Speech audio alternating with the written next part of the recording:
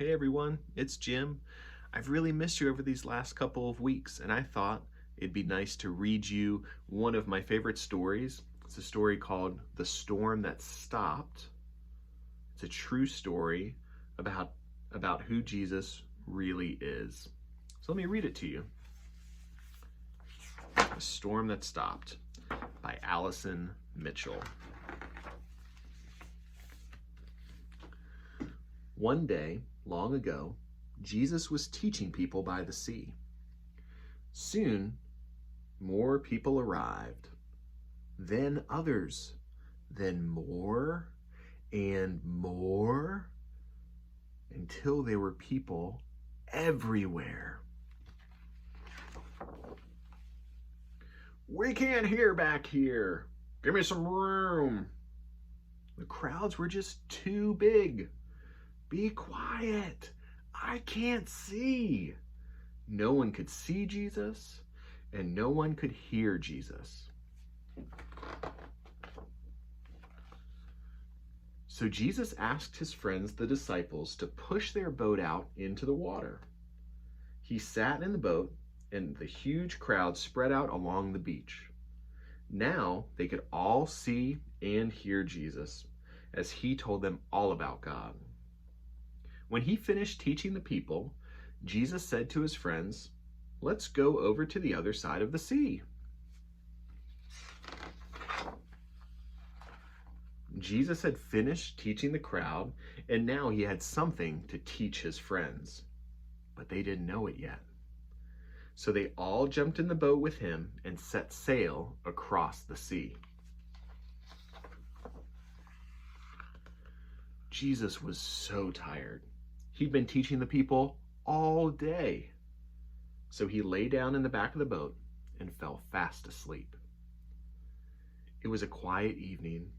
The water gently lapped against the boat, and the sun slowly set in the sky. Jesus was sleeping. The disciples were quietly talking. Then, all of a sudden, whoosh! They were in the middle of the biggest, loudest, scariest, most ginormous storm you could imagine.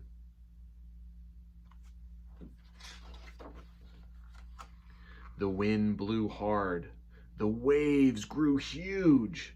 The water poured into the boat.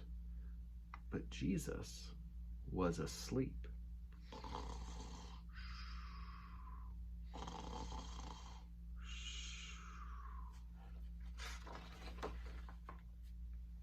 The wind blew harder. The waves grew huger.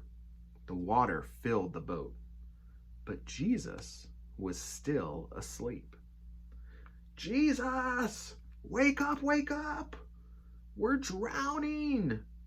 Don't you care?" What a silly thing to say to Jesus. Of course he cared.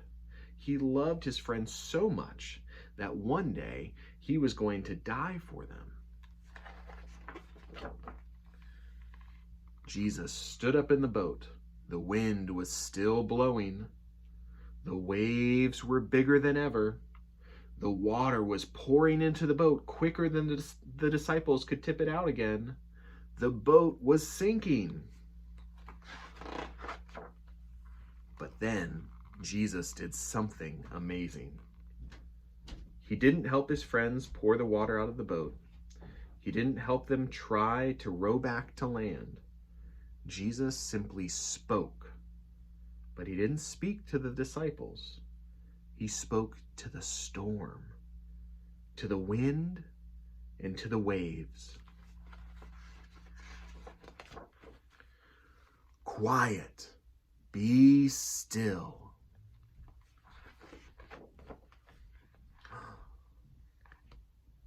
Just 3 little words, and the storm stopped.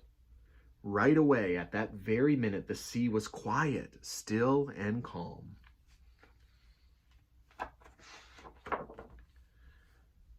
Then Jesus looked at his friends. "Why are you so afraid? Do you still not trust me?" But they were terrified, and they asked each other, "Who is this? Even the wind and the waves do what he says." This is what Jesus wanted to teach them. He wanted them to know who he really is. The disciples already knew a lot about God from his special book. They knew that God made everything. He made the world. He made the sun and the moon and the stars. And he made the sea and the wind as well. They knew that only God can tell the sea what to do, that only God can tell the wind when to blow or the waves when to crash. Only God can do these things.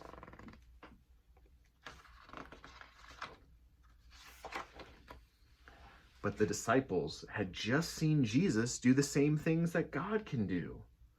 So what is the answer to their question? Who is Jesus? Do you know? Jesus is God. Now that story of the storm that stopped, that comes from the Bible. We can read about that in Mark chapter 4. You can ask your parents to open up the Bible and read that to you. And I would encourage you to maybe talk with your parents. What does it mean that Jesus is God? What does it mean that Jesus can calm a storm by just saying 3 little words? What does that mean in the midst of all of this weirdness that's going on? We can't be in school. We can't see our friends. People are a little nervous about this coronavirus. What does it mean that Jesus is God and that he can control creation with just his voice? I'd encourage you to talk with your parents about that, to talk as a family, and to hear what each other have to say. Until next time,